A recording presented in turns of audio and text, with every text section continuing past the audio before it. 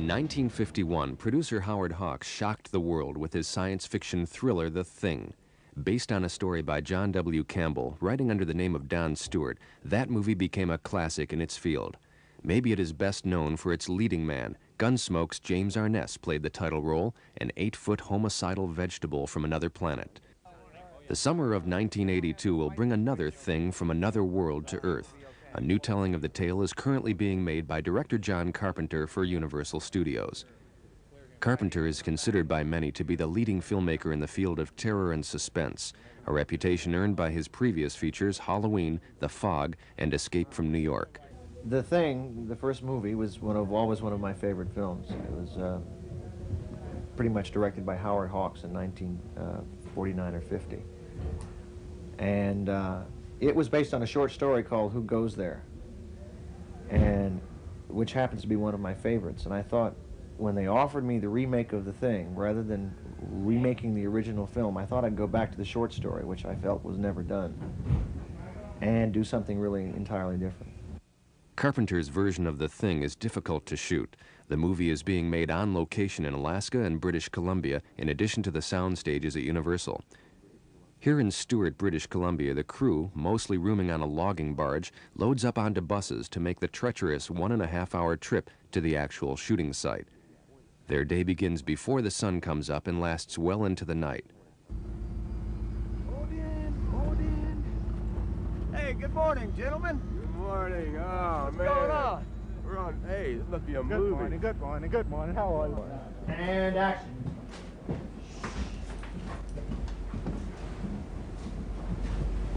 Staying inside of it? Yeah, my shack's too cold. I left the stove off this morning. Besides, there's 9 hours of these videotapes. Mac, where's your practice? Leading the cast is Kurt Rassel, a favorite of director John Carpenter.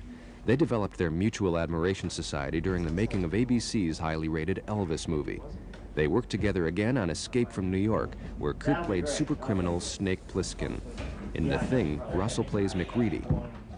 Let's do one more rehearsal of the camera. This time you don't have to pick that thing. Basically, my feeling about the movie is that it's an exercise in human paranoia and what people go through to get to that place. And then when your paranoia turns rampant, with the added problem of reality, of it being true, that your paranoia has come true, what sort of disaster that means to the human being. And in this particular story, 12 guys begin to mistrust and distrust and be so leery of each other that they're barely able to function. And the reason for that is because we've got one great monster. What kind of cell structure is this? Well, you see, that's the point. I don't get your plan. I'm not sure it is any kind of cell structure.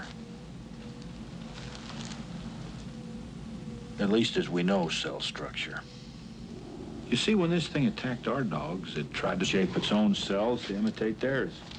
We got to it before it had time to finish. Finish what?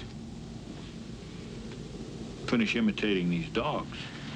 You're saying that that thing in the ice was trying to become our dogs? Yeah. It seems to be able to imitate other life forms. So what's our problem? The thing's not dead yet. Great.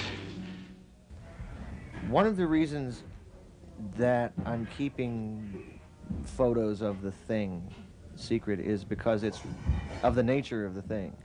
It's really impossible to photograph it because it's never any one thing at any one time. It's constantly changing. So it has no original form. Therefore, there is no real way to present it.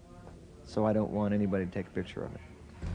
I felt the original film took the setting and the basic premise from Who Goes There, but I felt that the nature of the monster, the idea of imitation and it being a chameleon, was never utilized in the original film, so I decided to make a version of that.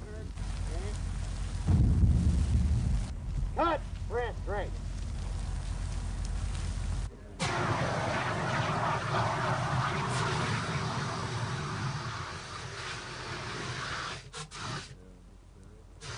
It was extremely difficult to find a location that looks like the South Pole. that has, you know, mountains and glaciers. In the beginning, I went to, through most of northern Canada, Greenland, Frobisher Bay, you know, in the winter, and checked all these things. And eventually arrived here because there was a hotel nearby, a road, and the scenery was, you know, was quite pretty. This entire compound, where most of the action in the film takes place, was built on the Salmon Glacier during the summer of 1981. By the time the film was shot the following winter, nature had cooperated by blanketing the set with almost all the snow they needed. It is ironic that in the middle of the snowfall capital of the world, special effects man Roy Arbogast and his crew had to dump artificial snow in front of the wind machines for the blizzard effects. We look cold. Nobody in their right mind wears this much clothing. We're in our right minds. Yes, because we were out here dressed like I dress at home, we'd be in big trouble. Big trouble. Quiet, please, rehearsal. And action. There's this creature within that really takes care of all the violence in the picture. There's not very much of it. It's really results. You really do see results. It's much more of a mind game, much more of a mind violence in what I would consider a real ultra John Carpenter fashion. He really sets it up and then lets your imagination do a lot for you. You see a lot, but I think what your imagination comes up with is probably much scarier than what you see. The entire film is a challenge because I'm dealing with 12 actors in a kind of group situation. I'm dealing with shooting in very rough conditions in the snow, which is always very difficult. Dealing with big effect scenes, big chase scenes, big explosions. It's just very complex. Let's get high to ride.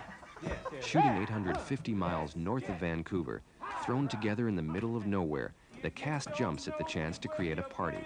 Anything to fight off cabin fever. The weather's so bad outside you can't believe your eyes.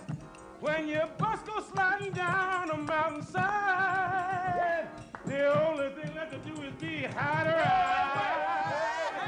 ride.